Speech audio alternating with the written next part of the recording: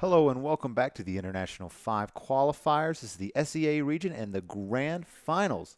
We're at Game 3 now between the two MVP teams, Phoenix and Hot6. And man, Hot6 is looking great. Joining me is Purge. Gods. Join Dota's finest, Blitz Dota. There we go. Caught on fast. All right. You took a little too long, though. I think you're definitely the... That was disgust. That's what I saw. He's like, are you really doing You're this? Really? I should have given myself Really? the best intro, like Really? William. Yeah, He had the right I had idea. to get it in there. He got it. Oh, I think you had the benefit of going last. But guys, what do we have to think about this series so far? Hot6 is looking really good. I mean, they did 2-0 Phoenix in the winter bracket finals. A little surprising that this is looking so one-sided. It could just be over instantly.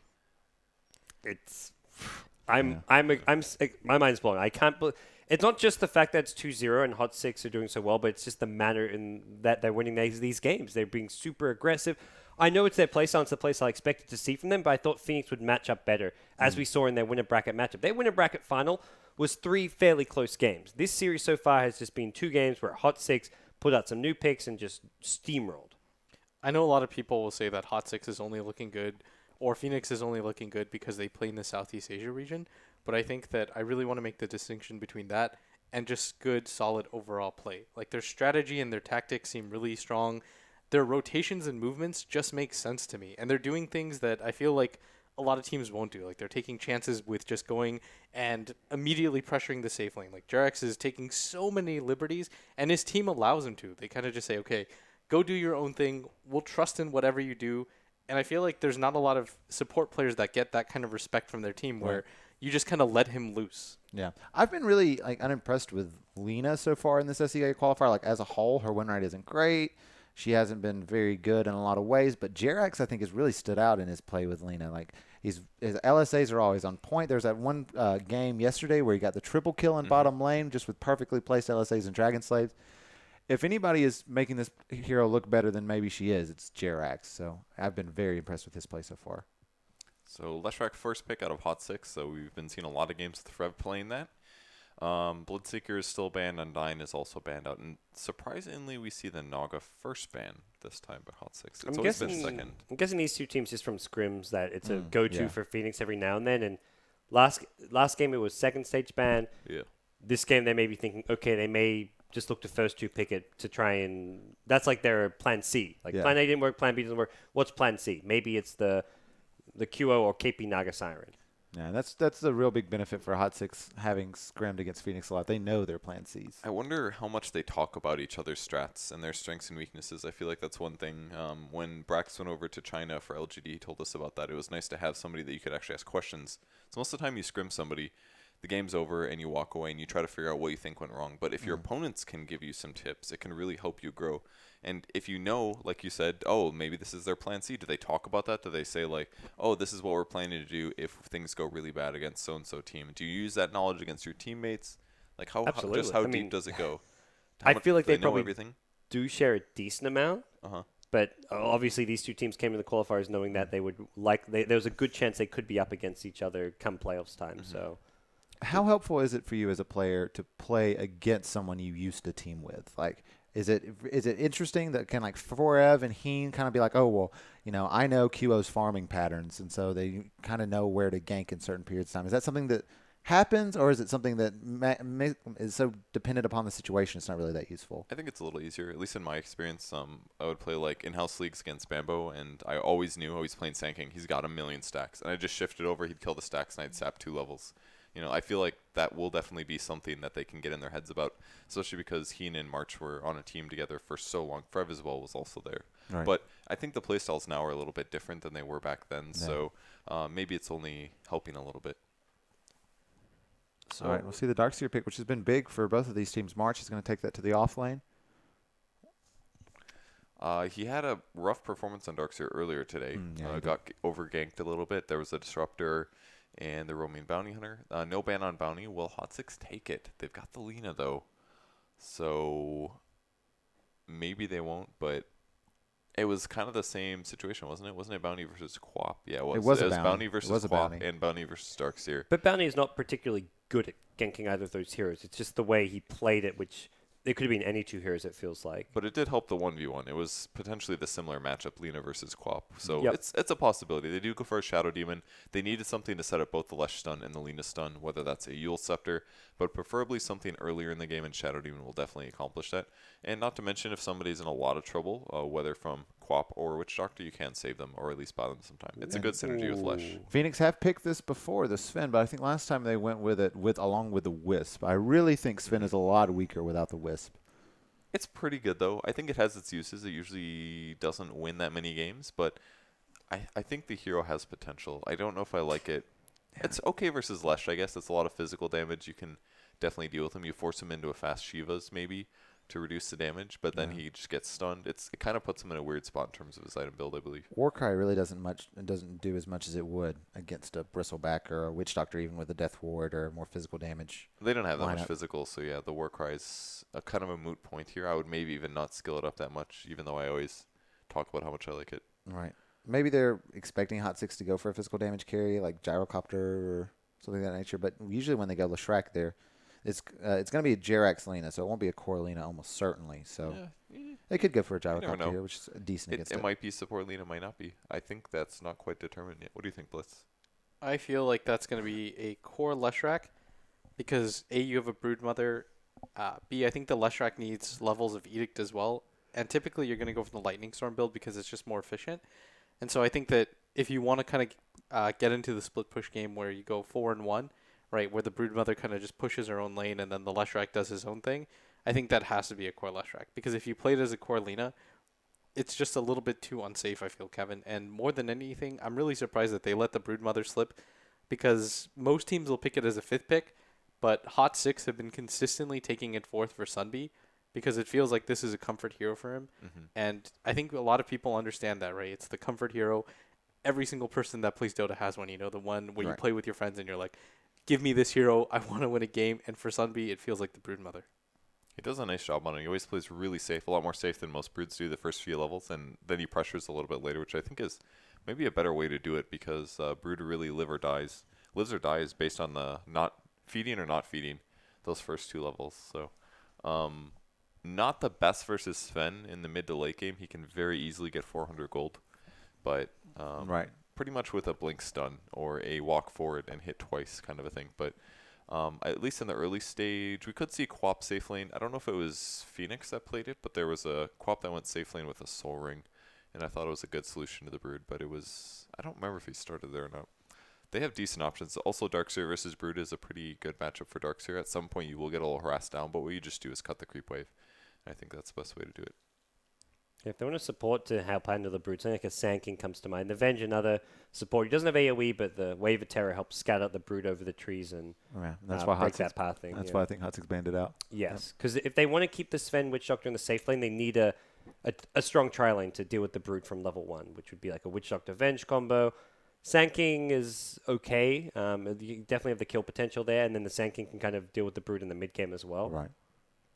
But we'll see. They've got a lot of time to think through their possibilities. They have plenty of... Brood is not necessarily going to be a problem here when you've got Darkseer, Queen of Pain, and a potentially very strong tri-lane. Yeah, I don't think they have to really focus on the Broodmother. Maybe they focus on just having some solid initiation against these. Yeah, and that's what they'll go for. They'll go for the Earthshaker, which I think is a good decision here.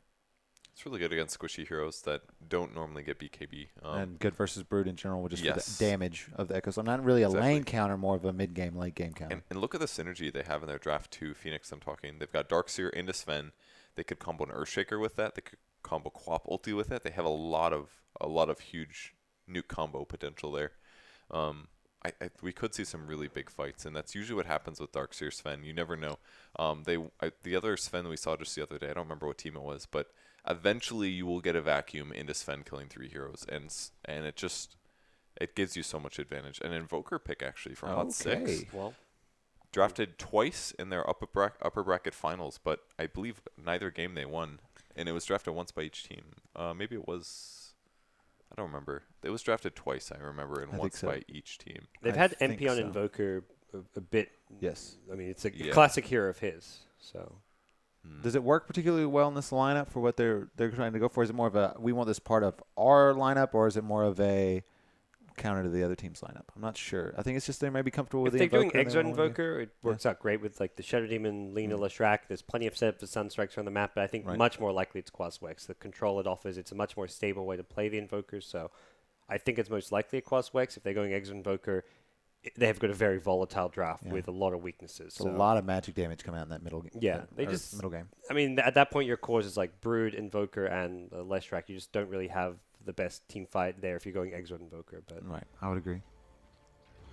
All right, well, this is do or die for MVP Phoenix. Going if MVP Hot6 take this game, they'll be going to Seattle as a direct member of that main invite event. Whereas MVP Hot6 looking good. MVP Phoenix, if they lose, they're to Seattle as well, but they'll have to claw their way through that wild card. So with that said, guys, we're going to hand it over to our casters, Blitz and Gods. thanks, K-Poptosis. We've got Game 3. And I'm Gods, as said. Joining me is Blitz. It's been a pleasure to cast with you as always, Blitz. This is our last game. I had a really good time. Thanks so much. BTS owns. Glad we were able to do this together. And you guys at Join Dota are pretty awesome, too. Man, you're so cute. We're doing it. We're bridging the gap. Yesterday there was Toby. You know, Toby and LD were casting together, but apparently they spent 30 minutes flaming me. So I don't know if that counts as You know what? We'll bridging flame the them gap right or back. not. We'll flame them right back. Got plenty of LD stories I can tell. I'm sure you've got more than one about Toby. So Let's just quit. Leave the heads of our studios respectively, and create our own studio. what do we want to call it? I'm sure there's a meme in there somewhere that you're gonna. You come up with a name. We'll have a name for you guys after this game, hopefully. It'll come to me. So here we go. Laning wise, Sunbee in the offlane on Brood. Very unconventional placing for the webs. Did 2 of them over the tree line. Very defensive in nature. And we'll get the D ward on the Radiant Sentry ward. So nice early start for him. This is pretty significant as well because, if you're going to take this one out, they don't want to devote another one directly into that area because he has that other side to play from. It's one of those things where I think Sunbee's played this enough times where he's saying to himself, I'm just going to force him into one scenario or another. And this is so huge that Jarex, again, he comes in and within the first 30 seconds is able to kind of level out this lane and just help MP out so much by forcing the Queen of Pain to play on the defensive. And she has to use her Blink. Sunbee just TP's out. He says, you just put another sentry down. Easy for us. Well, easy for me. That's 2 sentries already committed just to force Brood to TP out of the lane. Oh, and mid QO is getting quite low. And, he's just had to play defensively so long for now. It really feels like Hot6 are just a step ahead every single game so far. And this game, no different. Sunbee has already pulled back now. I doubt they have more sentries yet. Yeah, I think they have a pair of dusts, but I don't think it matters so much. You do need the dust in conjunction with the sentries, I feel, for the kill potential on the Broodmother. But the sentries are what allow you to pressure him and make him feel unsafe without either of these sentries here. And the thing is, as a support, David, you don't want to spend another 200 gold just for sentries because playing a tri-lane against a Broodmother is the most miserable thing in the entire world because he just trades so much better than you in the mid game. It just felt very counterproductive with their sentry usage to start things off. It hasn't really helped. The Brood just is getting XP now and will gradually get levels. And that's not a very... that's a non-impact sentry ward at this point. So all lanes not going great. The offlane Darkseer is still level 1. Q is being pressured by the roaming Lina. And March has said, I'm out of here. I'm going to go jungle. I do like the decision that he didn't just stay top, keep throwing down iron shells, and never getting experience. At some point, Darkseer needs XP even more so than he maybe needs some early CS. Oh yeah, definitely. And typically you're going to see him kind of pressure these melee cores or these dual lanes that don't have the potential to kill him. But it's a Leshrac Shadow Demon. He can't even walk up there for fear of dying. And I think he's making the correct decision here. The downside for MVP Phoenix right now, though, is they don't have the best way to kill this Broodmother. And I feel like you have to shut a Broodmother down early. Otherwise, she just snowballs and gets on top of your supports. And it's going to be hard for them to have mid-game rotations. Not only are they not shutting Brood down, they've spent 290 gold on sentries and dust so far and not really done anything against Brood. They've now brought out more sentries. Plot one down in the lane here. I'm not sure if Sunbee's been made aware of this just yet. Yeah, he has to be careful. All he has to really do in this lane is not die. Like, buy time for yourself, wait things out, wait for MVP to get a little bit impatient, And this is okay because typically you'll see the Earthshaker rotate so many times, right? Like he'll pressure the mid lane with the Queen of Pain, but with him just kind of being forced into this bottom lane at all times, I feel like this is exactly what MVP Hot6 want. And MP playing well in the mid lane against the Queen of Pain has slight CS advantage thanks to the Lena's help for the most part. And we'll see Lena now back towards the top lane, doing some pulls, trying to get maybe some farm and levels of his own on the Jarek's Lena. In this mid lane, though, Q is actually doing quite well for himself. He's, in terms of CS, yes, he's got 12, but the Invoker doesn't have too much more than that. And if you remember how the early went with the Lena coming in, I think this is an okay start for him so far. Yep. One that he won't tilt off of for sure.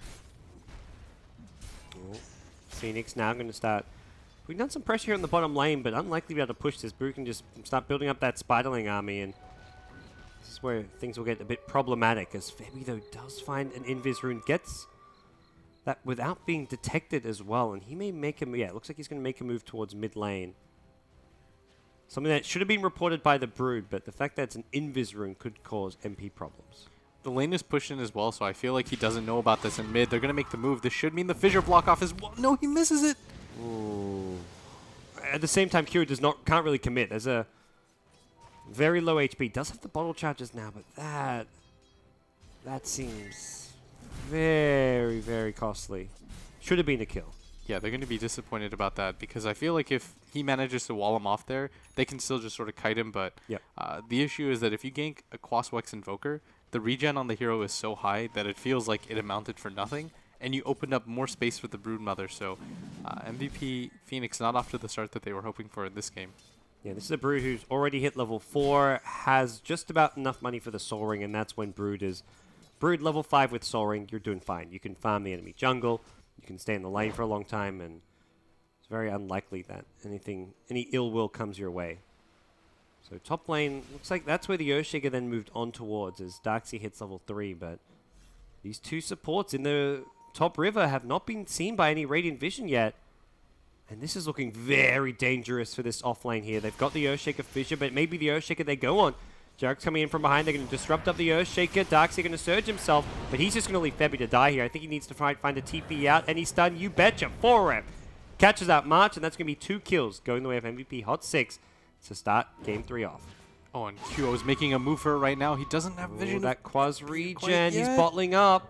One more right click, that's still not going to be enough. That Quas regen, he's saying, heal me up, and he's going to survive. Oh, no. He's going to go for Heen instead, but Heen's got Shadow Poison stacks. No, not going to be enough. Yeah, but that's still a pretty hefty commitment from a Queen of Pain because the ultimate is where the majority of your damage comes from, and it's going to be how you pressure that Invoker. And now that the Invoker knows that it's down, he's never going to be worried about anything. Even a rotation at this point, I feel, doesn't provide you the burst damage necessary because the turnaround potential of the Quaswex Invoker is so high. And so these limited opportunities that they get, I mean, once they slip, it just opens up so much for the Invoker because the mid hero relies on knowing whether or not he can be pressured or killed. And once MP has that knowledge, he's like, okay, the Queen of Pain can no longer kill me. It just kind of opens up the map for you a little more. Yep.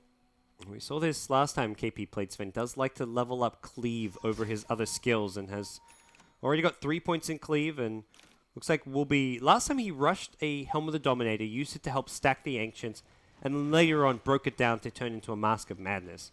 And if he wants, he can even turn the Helm into the Armlet component at that point. But he really likes that fast Dominator just for the stacking component. But this is no Ancient stacks just yet, just neutral camp stacked up for the time being. Yeah, he's pretty satisfied with what's going on right now. He's doing a good job at bottom lane as Kyo's going to get gone on, and he's actually drifting quite low, and he drops. And I did not expect that. Like, that What a cold player. snap did so much. Yeah, that cold snap guaranteeing the EMP, and that was well executed kill. This is where, I mean, Hot6, you kind of talked about confidence in yourself being a key factor here, and like teams just mentally killing themselves. MP, you're up 2-0, you're having a series of your life, and you feel confident that that gank is going to work every single time. Sunby, though, meanwhile, bottom lane will get caught out here, and it looks like the first kill going to go Phoenix's way in game 3. Yeah, they absolutely needed this for confidence alone. Like, you Yeah. actually have to send a message that we're not just going to play reactively. We're actually going to be proactive. Try to get some kills where we can. And that's not an insignificant pickup. Being able to pick off the Brood, not losing any of the supports in the process, which is often what we see, and the Queen of Pain has her ultimate back. I think things are relatively okay right now for the Phoenix squad as things kind of reset a little bit. This rune at bottom lane will be claimed by QO as well now. Gives him some ganky potential with Sonic Wave back up. This is something which could work in his favor. There's a Lina waiting for him in mid lane though, and all it's going to take is a tornado to set this one up. They see him, and Jerix is in the perfect position. LSA is waiting and ready. Q gets cold snap. He may die again. Doesn't even get the Invis rune off. Oh boy, that is just such a well-executed gank. Hot6 are playing some incredible Dota this series, I've got to say. Yeah, they're going for risky ganks, and I feel like they're playing with the flair of a team that realizes that they're the better team. Because how often do you go for that where you don't have a reliable stun, it almost entirely relies on position. The Lina was playing quite aggressively forward as well, so her smoke could have popped at any time, but that's just confidence, knowing that you're going to reach for that and get it. Febi's at this top lane right now, and they need to get something out of it as they rotate both supports. All the cast starts bouncing around with a Maledict here. Jerax going to take some damage. QO rotates in the Sonic Wave, not going to finish off Leshrac, but after the disruption, he does go down. Nice 2-hero stun, but there's still no turnaround yet here in the top lane, as they will get a secondary kill on the Queen of Pain. It's starting to look good for Phoenix, but here comes Invoker. EMP catches out a couple. Cast going to go for the second time in the fight. Nice Darkseid wall with the Iron Shield. They're trying to get the Invoker, but he's too fast. Those Wex points working in his favor as he may look to turn and fight. There's going to be a Stormbot as KP's even TP'd in, and with good reason as he'll bring down MP. That's much needed gold going the way of the MVP Phoenix carry as Hot6 gets shut down in the top lane. A big gold swing going their way in a 4-for-0 trade. What a fantastic fight for Phoenix as well. They were so much more prepared for that than Hot6 were. I think Hot6 got a little bit too cocky. For example, they were kind of just going in one by one, realizing too late that that fight was just not going to go their way. Well, this fight is not over just yet. Sven going to find himself disrupted under the tower, and then Lina's come back in as well. KP may have claimed the tier 1 tower and a kill onto the Invoker, but he's now trapped and on the run. Won't have a TP. He's got a juke using this Quelling Blade. Can he do it? No, he can't. Shadow Demon Poison's going to be enough to finish him off, but just the one kill going Hot6's way as well as a tier 1 tower. Space for Sun be created. And that's just standard Brood, right? You give this hero an inch and he'll take a mile. You leave him alone for that extra second where you decide to go for that top lane.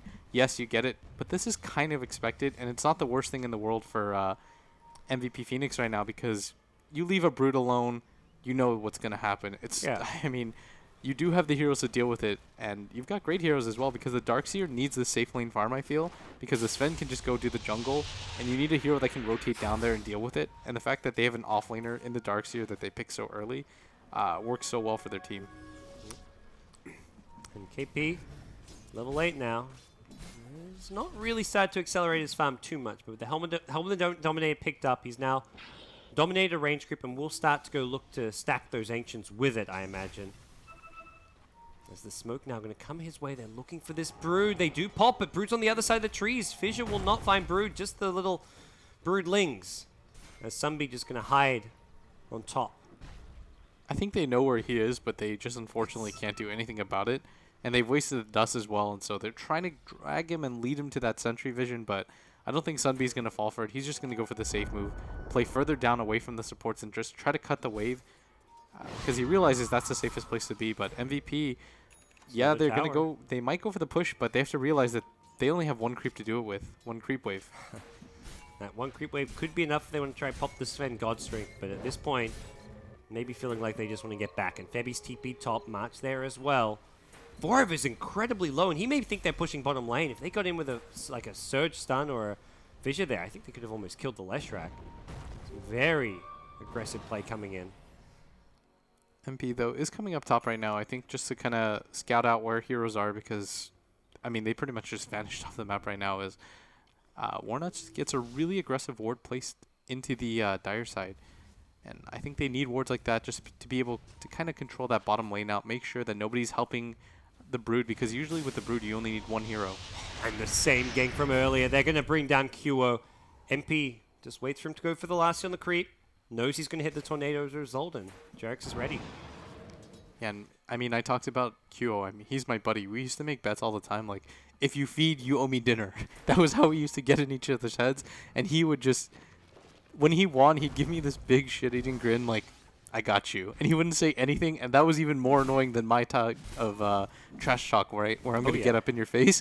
And so, but I knew that I always made that bet because I wanted to get in his head as much as possible, and I feel like this is getting into his head. Like, he hates when heroes rotate to mess with him, and I feel like they're doing such a good job of just kind of shaking that confidence as much as they can right now. He's a very cocky player, and it normally works in his favor, but at the same time, when he gets a slow start, yeah, this is where he's being punished. And we're seeing Leshrac on the dire side with a 13-minute Bloodstone, only being out-farmed by the Radiant Sven, who is looking pretty scary still. Working on the BKB, KP is getting farmed slowly. He's going for an entirely farm-intensive build as well. Just that single level of the Storm Bolt, the rest going the way of stats and that cleave. And I think against the Broodmother, this is the right idea. Slam, Sunbeam gonna get blown up. Nice rotation. Cure was ready, and this feels like the first game where Cure, yeah, he's fed a few times, but he still seems to be playing more disciplined than he did in the previous two games. Yeah, definitely. I don't know what it is. Yes, I mean, that's certainly like the first like big turnaround play he's made, but even that last death, it's like, well, it doesn't feel like that was a tilt death like we saw in Game 1 and Game 2, where he would just try overcommit to make something happen. It feels like he's playing much more reserved this game in a good way. Oh, for sure. And for people that think that I'm harping on QO too much, that's not the case at all. I love this guy. He plays exactly like I do. A better style? Yeah, he's a lot better of a player than I am, and he's evolved, but his mentality, I feel, and where he's weak is kind of my weaknesses as well. And so, but I do want to see him succeed, and that's why, you know, it's good for him to run into these scenarios where they're going to pressure him heavily and to see how he kind of responds and bounces back. And like you said, for this second game, or the third game actually, yeah, he's being pressured, but none of his deaths feel like they were really avoidable, right? Like they were just great setups by MVP Hot6. And his rotations have been on point. Like they're much more thought through. When they went top lane, won that big team fight, there when he's ready to help out against the Brood. So we'll see what comes next here. As MVP Phoenix, it does feel like at 15 minutes in, this is by far the best game so far for them of the series. But it's still a very underfarmed Cure. This time around, he will not walk. He hasn't been able to dodge the Tornado many times. MP will hit him again, and down he goes. That one may be a bit more dodgeable, but it's hard. Yeah, so it was just a good setup. He wasn't really prepared. The long-range initiation from the Invoker. This hero pick is paying off so much because it's setting up better than the Shadow Demon is. Every single time he lands a tornado, there's just not enough time for any hero to respond out of that, really. Like, blink or no blink, you're just not going to get out of that once the setup stun is there. And it looks like MVP, they've kind of hit the timing as they're kind of used to, I think, having a bigger lead. But I think they're okay with this one as well. Oh, what a cast deathwood from the sidelines, but gets cancelled by Nuts. He didn't get the cast bounce I was hoping for. Stormbolt catches two, but the wall fissure is kind of blocking their way here. KP fine, they're going to go forward, but he's already lost two teammates. Queen of Pain now respawned up, but KP being slowed down. The Demonic Purge keeps him in place. 3 dead for nothing. As Jerax looking for one more. Febby, Cold Snap is there to help him out. MP marches forward, needs to be careful. The Sonic Wave comes through, but it's too late to save Earthshaker. But it's QO looking to clean up. Leshrac especially low scream. Oh! By the skin of his teeth, he survives. That cloak just saved his life. Yeah, and Q is going to be really disappointed with that because if he had been able to kill the Leshrac, knock off some Bloodstone charges early, and gotten away with that kill, I feel like that would have been an acceptable trade for MVP, especially since it would have been QO getting both of the last hits on clutch heroes. So the start of this fight, that fissure from Fabby kind of worked against him in the end. It looked nice. That cast just never went to the Lina. If that cast bounces to the Lina, you get a lot more Death Ward damage off. It still bounced around fantastic, but they just didn't want to run in. Not into a Leshrac. Yeah, they just weren't ready to commit to the fight, and smartly as well, because MP waited with his Tornado, was looking for the counter initiation, and I think that was just a pure bait by MVP Hot6. The one misstep that I feel like they really had here was diving this far for Febby. There's no way that's worth it in this type of scenario. I mean, look at MP. He's got no HP left, and he's going all in for it. Yeah. Well, Hot6 not going to slow down. They smoke up immediately again. This is the Hot6 classic. They just keep on running at you. KP going to make his way in right towards where they just were, but won't get scattered out immediately. He's got a BKB next time for this next fight, though, and I think that's pretty pivotal because right now there's just so many stuns right now that he has to run into. It does come down to how the Shadow Demon reacts and when he decides to pop that Purge as well. I think if he had the BKB last fight, it could have maybe been slightly more even, although probably still a bad fight for Phoenix because, like you say, there's still the Demonic Purge. Yeah, this bottom tier 2 actually hasn't been taken by this Broodmother. I do not like the Vlad's build myself. This is not what you'd normally see coming out on Brood. It feels a little bit too one-dimensional. Like, you can't really rotate to any lanes and set up for anything. It's just a very, like, it's like a small low impact item that you'd maybe want out from your supports or something. Doesn't really help the Brood farm faster, doesn't help you push that much faster. Maybe if you're looking to, if you're getting the Vlads, if you're coming to join the fights with your team, that's where this item makes a bit more sense, and maybe what we're seeing here. As Sunbi has actually rotated towards this top tier 2, but it gets scattered out, and obviously they do see the couple of webs sitting on top of them here. They're expecting the Brood to be rotating in here to help out. Yeah, they're doing a good job right now of just kind of waiting things out as KP, I mean, he gets silenced. They're just trying to force the BKB off, and it looks like they do want to get into a fight here. KP marches forward. There's the Demonic Purge. BKB stun. He's still slowed down. Pops the Godstring. Can he get in close? He doesn't really get any right clicks off. The Disruption coming into play. Now they catch up to 4M. The Cleaves coming through, but KP is BKB about to wear off. He gets silenced. Now the stun. Off the mark. KP ran past. Goes forward to the Shadow Demon. Looking for the SD. Heen gets low. KP. Nice surge will get him to safety. That's the only kill out of everything, though. As now he's going to run to the Brood. Gets the kill with double the Queen of Pain. QO coming up big there. As the Tornado flying through, doesn't not catch the Sven. 2-for-0 trade was the 10-second BKB, but I think Phoenix will be pretty pleased with that one. Oh, they're definitely going to be happy about that, especially since they caught the Brood out, and they didn't really even mean to catch him out. It just kind of happened to be there. He's like, oh, maybe I can take on the Sven. Immediately goes down. Yep. I mean, not a good fight for MVP Hot6 because they don't even end up... Do they end up with the tower atop? Yeah, I'm not sure if it got denied or... the bottom tier 2. I think destroyed by the Brood. Okay. So. Okay. Then they're probably okay with that trade. But losing 2 heroes, especially one that I felt like you didn't have to lose, not the best trade. Yeah. They'll start chewing away at the Sven BKB. And you can see there some of the problems Sven is going to have in this game. He gets kited very badly, even during BKB. Demonic Purges there. Now there's a Yule Scepter on Leshrac, and outside of BKB, Tornado, Lina stun, Leshrac stun, the Brood slows, the Disruption. And even when he's BKB'd up, he goes on the target. They get defensively disrupted. There is just a lot of answers to the kind of solo carry in the Sven. They have to combo with the Darkseer really well, it feels like. Darkseer needs a blink, if anything. I would really like it if all the cores on MVP Phoenix as well went for a BKB. You saw how effective it was on KP. They dealt no damage. They just had to buy time. But I feel like if you have 3 BKBs on the Darkseer, onto the Queen of Pain, onto the Sven, I felt like it'd be too hard to deal with as Kyo gets silenced up. But this is just a defensive measure more than anything. Yeah. No, I think absolutely. The BKBs as Orchids online for the MVP squad. It's going to be an item which can help go a long way for their team. And they did go for a Blink Dagger on KP now, so he gets some initiation. I mean, he has problems getting kited and getting in close to hit targets. That's where this Blink Dagger can definitely help out a lot. We'll see what he can make do with it. I mean, he's got enough damage. He doesn't really lack for that as his tank ability as well is really high. I don't think he needs much more. Like, if he goes for something like a harder in AC, he's still going to get kited just as much. That's not really going to change because the one thing that prevents that is the BKB. Well, they get close to Sunbi here at the top lane. Not going to get the kill, though. Sunbi playing with fire. There are so many Radiant Sentry Wards all around this top and middle lane. He's just walking through what looks like a minefield here. This Queen of Pain will blink forward, throw a scream. The Vacuum Dust is there, and Sunbi on his own will easily, or looks like easily escape. Queen of Pain rocks up with a Shadow Strike. Sonic Wave available as well. They'll even use it here. Sunbi gets another web up, pops the ultimate.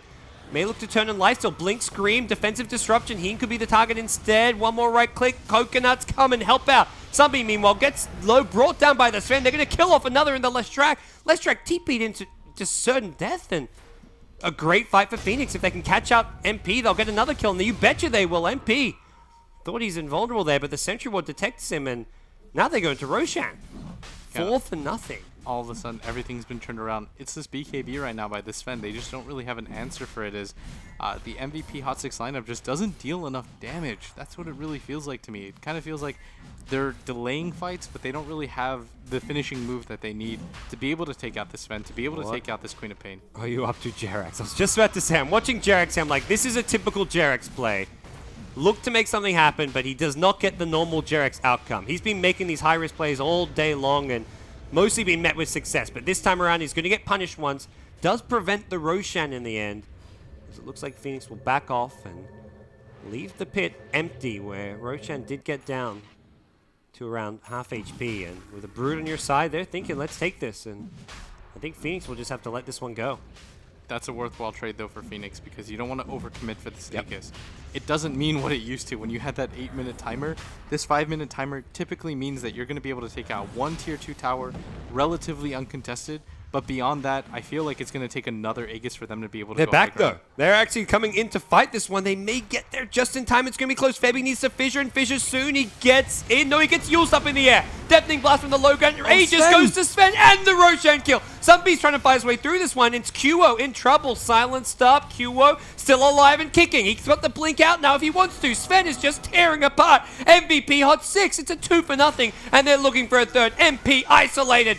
Brought down, another kill going the way of Phoenix, and oh boy, Jerax has respawned, and he's not really respawned into a good position here. Jerax has a defensive yield, looking to maybe dodge the Stormbolt with this instead. Uses it on Sven, and now the chase is on. TP should not work. No mana for a stun, unfortunately. Okay. Well, either way, Phoenix is going to be happy. We're going to take another look at that one. Because that fight, I did not expect them to get back in time for Roshan. Great Yules initially from Jerax, prevented the fissure, but BKB God Strength just came in and swiped Roshan down, taking the Aegis. If you notice as well, MP in the backlines tried to do anything that he could. I mean, he gets the silence off, yeah, but at the same time, he misses with the Deafening Blast, the Tornado EMP combo. And once you do that, he doesn't really do anything against this Sven with the BKB. Like, he doesn't even slow him down, and they're just struggling too hard in these fights to put out any sort of damage. As you see, all of MVP Phoenix walk away with most of their health intact. Now he breaks apart the Dominator. Armlet, Mask of Madness. Saw him do this last time with the IO Tiny. He's about to hit level 16 as well. It seems this Sven pick just works great for MVP. With the Darks here, it kind of makes up to some extent not having the Wisp. It just gives you that little bit of synergy that the Sven needs for a setup. Great lockdown with the Earthshaker Fissure when needed as well, so. I think the Blink Dagger was the best choice as well. Being able to get on top of the Leshrac, just being able to get him really low. The Leshrac doesn't, he's got a Yules, but he doesn't have anything like a Blink or Force Staff after that to be able to deal with that. And now, this should mean his death. He was maybe a warding expedition there, but just the one kill so far. They throw Dust looking for Brood. Doesn't look like they caught him initially, but they've got a Necro 3 for Vision. Blink Scream. QO, did he figure out where he was? Doesn't look like. No, he's going to send the Necrobook north, and that is very close to finding Sunbeam, but not quite. Still, being able to catch out Heen into the jungle, I think this is just confidence kill after confidence kill right now for MVP Phoenix, as they start to realize that the type of grip they have in this game. And this Queen of Pain has her Necrobook 3, so dealing with the Broodmother isn't an issue anymore. And does anybody on MVP Hot6 actually have a BKB yet? Because I feel like that's another core pickup for them, is MP is kind of beginning one, and it looks like Forev is deciding to go for the Shivas, which I agree with, and Sunbee also opting to go for the BKB, but you just really haven't felt this Broodmother's impact this game so far. Yeah, 0, 5, and 0. I mean, yeah, Brood doesn't normally pick up big kill and assist scorelines because you're off on your own. You're normally applying pressure rather than getting kills, but he hasn't itemized or done the normal Brood things. He's tried to come to fights, went for the Vlad, didn't go for that, like, Midas Necrobook or Midas Dagon or even the fighting. You can go for the fighting build, but the Vlad's pickup seems very out of place this game, as well as the playstyle just being very well countered by MVP Phoenix. Yeah, so this Sven, before he had a Helm of Dom, like you mentioned, just for the stacks, the Mask of Madness beefs him up so much. It did get nerfed. I believe you don't get the move speed like you used to anymore, right? But the Blink Dagger sort of negates that for the Sven anyways, and once he builds the crit as well, I think that this guy's just going to be unstoppable. Right now, Hot6 Invoker's just roaming through the Radiant jungle saying, I don't really want to defend. I want to see if there's one hero that's maybe not over in that mid lane that I can try pick off. They're actually going to go for a pure split push play here. Forev even TPs in with Boots of Travel, so gave up trying to farm up the Shivers for now just to go for some split push. But you're against a Mask of Madness Sven with God Strength. Good luck winning this race. Necro 3 also on the side of MVP Phoenix. Yeah, and they do lose the bottom tower, but they'll be okay with that because it's a minor thing in the the context of this game, as their mid tower is going to get pushed up right now.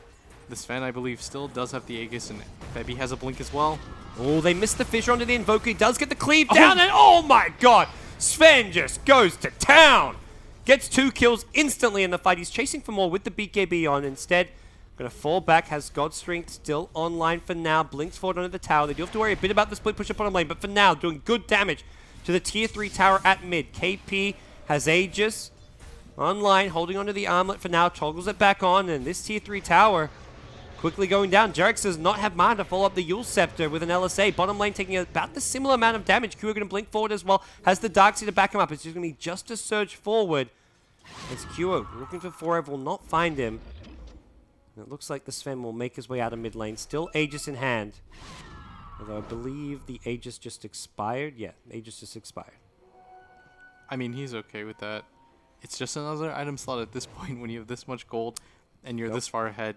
You don't really care about the Aegis except for the next push, but even then, it's not really pivotal to you winning this game anymore, as they built up quite a bit of a lead, and this Broodmother's just built so defensively. She's got 0 damage. I feel like with 75, which is like 86 damage that she's doing right now, with the BKB, it doesn't really provide too much. Overall, though, that trade still was like the best exchange we've seen for Hot6 in a long time. They took, both teams got a tier 2 tower, and they did similar amounts to the tier 3s. While Hot6 defended without having to fight into an Aegis. Oh yeah, I agree. I think that's one of those that's kind of a wash, but Hot6 is probably okay with, considering the fact that they're behind. Like, when you're a team that's behind, you're okay with a 50-50 trade. Oh, Febby just was waiting for somebody to poke out. Instead said, I don't think he's coming. Let's just take the Spiderlings. Had the sentry down. This is where you really want those, like, off-the-map wards that give vision over the trees, where the Brood likes to roam about.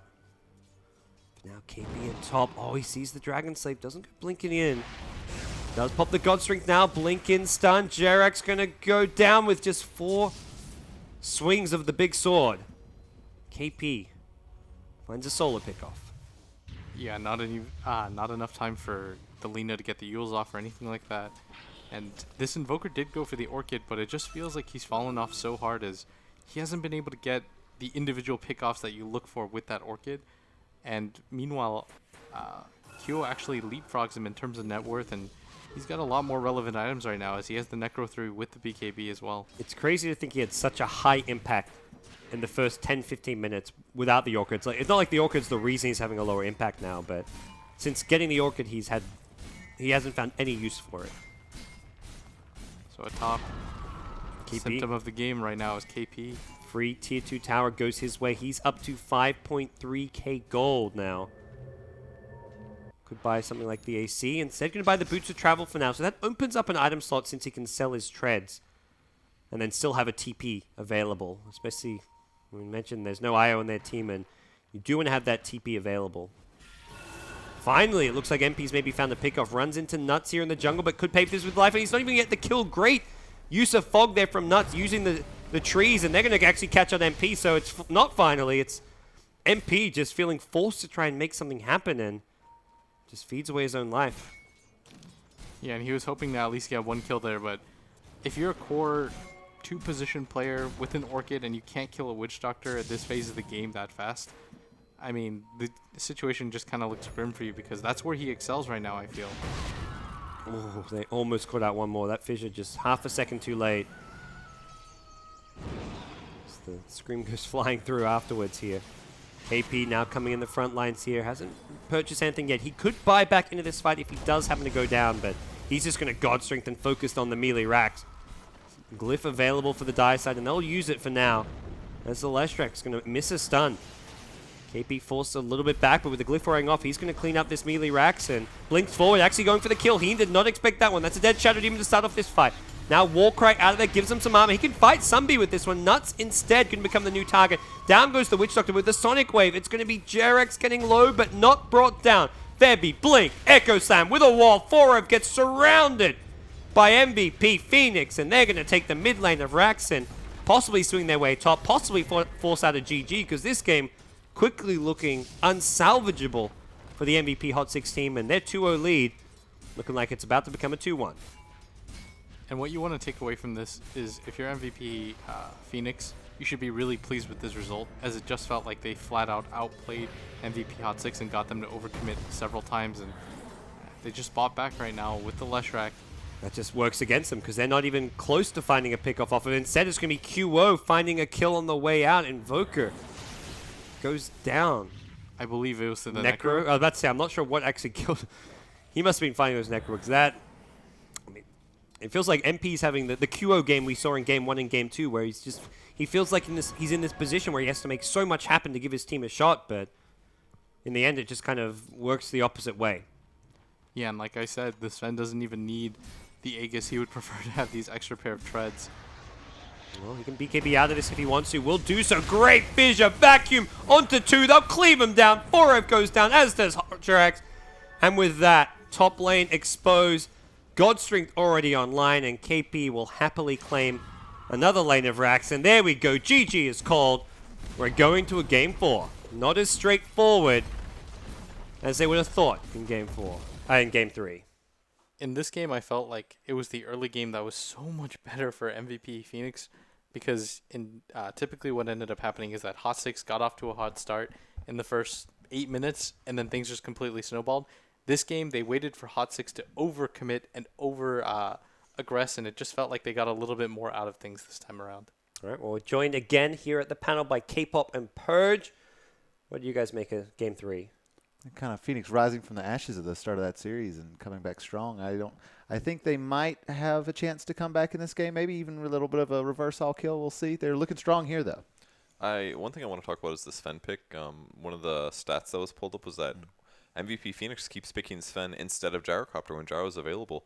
And I think the solution is that it's very good against Leshrac, because you kept complaining about them not having damage. And I looked at the draft and I was like, they actually do have damage, except it's a Leshrac. And obviously it's countered by BKB, and they had a lot of trouble in the early game because they had the Sven counter, which is Shadow Demon ult. But once he got a BKB, he jumps in. Frev can't do anything to stop him, and basically has to do his best to stay alive until the BKB runs out. And then their damage comes.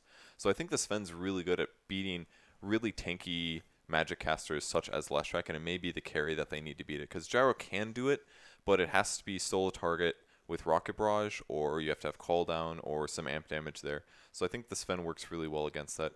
The other thing I really want to point out is just that the Broodmother did almost nothing in the game. Right. The Vlad's really accomplished nothing. I think he should have gone more of a carry build. Even, he turned his ulti on in teamfights. He'd be hitting somebody. It did nothing. Especially against Warcry. I think that's probably why he looks so piddly. It's because their whole team had 20 armor. KP's item build or skill build was the one that I think is the best. 1 stun with 4 in cleave and 4 in Warcry if they have some physical damage. And it just made Brood completely worthless. He had a good early game, but it didn't turn into anything in the teamfights. I think battle build was fine, but yeah, getting the Vlads was non-impact item, like going straight for the BKB into an AC, into the SMY we've seen. Something else would have made a lot more sense. And it seemed like a weird position for Hot 6 to try to change up their formula a bit. They won kind of playing their game of Dota, and I feel like this is still their game of Dota, but it was a little bit different. The Brood, the Invoker last pick. I think it was the same. Same so for me. too. For me, it was the exact same thing. But this was the first time where Phoenix just had a really good mid-game plan, and so much of that was around the Sven BKB timing, because until that BKB timing, they were struggling. Yeah, I think it was the same, because they had Jarek starting as a support. He shifted to gank the mid lane, and then he ganked the mid lane a lot. Those were really well-executed ganks with the Tornado into Lina stuns. I thought that was really good. And then they countered the Sven with the Shadow Demon ult, but once the BKB came, it just countered their lineup so hard, and that was the issue.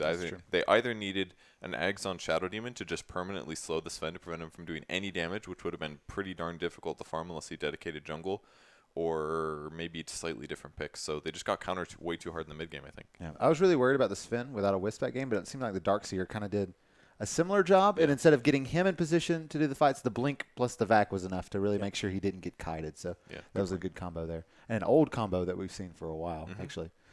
All right, well, that was Game 3. We are at a 2-1 setup with Hot 6 still leading. We'll see what we can do with Game 4. That is coming up just after this break. He's going to surge himself, but he's just going to leave Febby to die here. I think he needs to find a TP out, and he's done. You betcha. 4-rep. Catches out March, and that's going to be 2 kills going the way of MVP Hot6. We'll get a secondary kill on the Queen of Pain. It's starting to look good for Phoenix, but here comes Invoker. EMP catches out a couple. Car's going to go for the second time in the fight. Nice Darkseid wall with the Iron Shell. They're trying to get the Invoker, but he's too fast. Those Wex points working in his favor as he may look to turn and fight. There's going to be a Stormbot as KP's even TP'd in, and with good reason as he'll bring down MP. That's much needed gold going the way of the MVP Phoenix carry as Hot6. But I think they're okay with this one as well. Oh, what a cast deathwood from the sidelines, but gets cancelled by Nuts. He didn't get the cast bounce I was hoping for. Stormbot catches 2, but the wall fissure is kind of blocking their way here. KP fine, they're going to go forward, but he's already lost 2 teammates. Queen of Pain now respawned up, but KP being slowed down. The Demonic Purge keeps him in place. 3 dead for nothing. As Jerax looking for one more. Febby, Cold Snap is there to help him out. MP marches forward, needs to be careful. The Sonic Wave comes through, but it's too late to save Earthshaker, but it's QO. Looked like it's easily escaped. Queen of Pain rocks up with a Shadow Strike. Sonic Wave available as well. They'll even use it here. Somebody gets another web or pops the ultimate. May look to turn and lifesteal. Blink, Scream, Defensive Disruption. He could be the target instead. One more right click. Coconuts come and help out. Somebody, meanwhile, gets low, brought down by the Sven. They're going to kill off another in the Lestrak. Lestrak TP'd into certain death, and a great fight for Phoenix. If they can catch out MP, they'll get another kill. And you betcha they will. MP thought he's invulnerable there, but the Sentry Ward detects him, and now they go into Roshan. 4th is when they may get there just in time. It's going to be close. Febby needs to fissure and fissure soon. He gets in. No, he gets used up in the air. Deafening Blast from the low ground. Aegis goes to Sven and the Roshan kill. Somebody's trying to fight his way through this one. It's QO in trouble. Silenced up. QO still alive and kicking. He's got the blink out now if he wants to. Sven is just tearing apart. MVP Hot6. It's a 2 for nothing. And they're looking for a third. MP isolated. KP forced a little bit back, but with the glyph wearing off, he's going to clean up this melee racks and blinks forward, actually going for the kill. He did not expect that one. That's a dead Shadow Demon to start off this fight. Now Warcry out of there, gives him some armor. He can fight Sunby with this one. Nuts instead can become the new target. Down goes the Witch Doctor with the Sonic Wave. It's going to be Jerax getting low, but not brought down. Febby, Blink, Echo Slam with a wall. 4-0 gets surrounded.